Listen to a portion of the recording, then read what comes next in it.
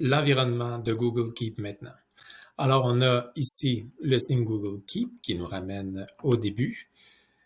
Ici, c'est le menu principal qu'on peut masquer au fond. On peut masquer ce qui est écrit ou pas. En cliquant là-dessus, ça affiche ou pas le nom à côté des symboles. On a la recherche qu'on va regarder plus tard. Je vais consacrer une vidéo à la recherche qui est très, très, très raffinée et très bien faite dans Google Keep quand même. Et actualiser, c'est en passant, actualiser, souvent on n'en a pas besoin parce que les Google Keep sont très réactifs. C'est-à-dire que dès qu'on fait quelque chose sur un appareil, ça apparaît à peu près instantanément sur l'autre appareil. Ça va très, très vite. C'est assez étonnant.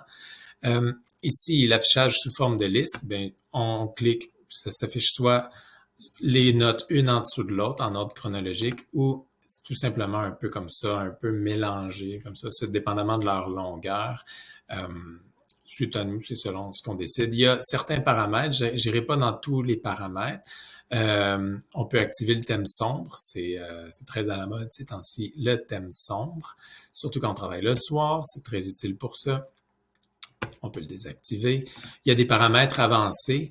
Par exemple, qu'est-ce qu'on fait quand on utilise la liste? C'est surtout des choses qui concernent les cases à cocher, comment on veut que ça se comporte, les rappels par défaut, puisqu'on peut ajouter un rappel à nos notes, eh bien, on peut décider des rappels par défaut. Des fois, ça nous va plus vite parce qu'on n'a pas à mettre l'heure à chaque fois, ça se met un peu plus automatiquement. Alors, voilà pour ça ici. Et ici, c'est les options qui sont intégrées à Keep. Donc, on a nos notes principales, c'est l'endroit principal de Keep, c'est le menu principal. On a ici, si on clique sur rappel, ça vient isoler les notes qui ont un rappel. Par exemple, si j'ai ici un rappel ajouté à une note, par exemple, plus tard aujourd'hui, eh bien, que je veux isoler les notes que j'ai qui possèdent un rappel, eh bien, en cliquant sur l'option rappel, cette note-là a un rappel, alors c'est isolé. Là, je vais enlever le rappel, je ne veux pas que ça sorte à 8 heures ce soir. Ici, ça, c'est le symbole des étiquettes. On peut rajouter toute une gamme d'étiquettes, les étiquettes qu'on veut pour organiser nos notes dans Google Keep. Eh bien là, j'ai simplement une seule étiquette qui s'appelle « À suivre », mais je pourrais créer plein de sortes d'étiquettes, plein d'étiquettes que je peux rajouter à mes notes. Eh bien, toutes les étiquettes que je vais créer vont être dans cette colonne-là. Il peut en avoir vraiment beaucoup, là, puis ça peut faire une longue colonne. Ils vont toutes être une à la suite de l'autre ici. Pour modifier les étiquettes, je viens ici. C'est comme ça que je viens en créer des étiquettes. Par exemple,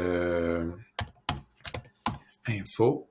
Et voilà, je viens de me faire une étiquette info est ici. Je peux me faire une étiquette élève. Terminé. Alors, comme ça, on fait les étiquettes qu'on veut pour s'organiser. Pour les organiser, on vient modifier les étiquettes. C'est là aussi qu'on peut les effacer. Tout ça. Ici, c'est les notes que j'ai en archive. Et ici, c'est les notes que j'ai en corbeille. Donc, corbeille, c'est pour vraiment les effacer. Après quelques temps, après 7 jours, ils vont être effacés complètement. Archive, c'est que la note est plus dans la note que j'ai archivée. Par exemple, je vais venir archiver celle-là ici en cliquant sur ce bouton-là. J'ai archivé la note, elle s'en va dans la section archive et elle va rester là. Donc, elle va sortir dans la recherche, tout ça, si on cherche quelque chose, mais elle peut afficher la note. On fait ça, c'est un peu à la place de l'acheter, puisqu'on a on a une infinité de places, donc on n'a pas à s'occuper de ça.